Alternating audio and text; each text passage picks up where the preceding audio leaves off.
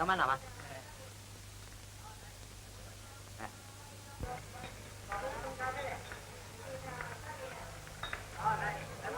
哇！你咁快就食先㗎啦？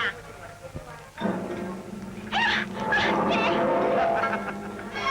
你睇緊啊？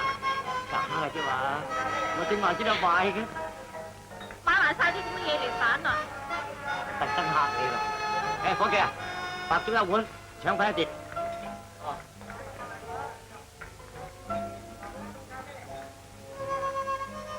你幾時帶我去片場睇拍戲啊？好啊，得閒先。你屆時喺片場做嘢㗎？唔係，我有班朋友喺度做啫嘛。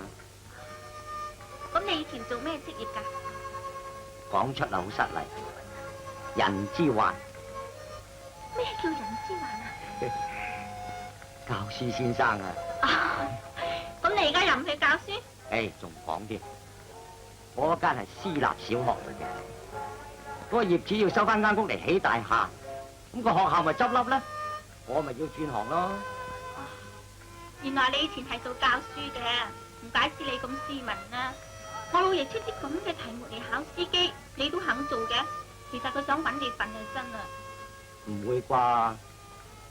佢何必要揾我啲工人笨呢？聽佢講佢有好多樓收租㗎。咁你又估錯晒啦！計阿福伯話，佢剩翻幾間舊樓收租咋？係咩？我哋幾個工人啊，最少俾佢爭3個月人工㗎。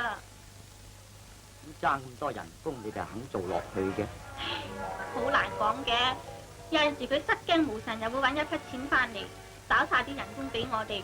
咁我哋大家都希望有呢個日子，好過白蝕俾佢啊！咁啊真係奇啦！失驚無神會有筆錢嘅，嗰啲錢喺邊處嚟㗎？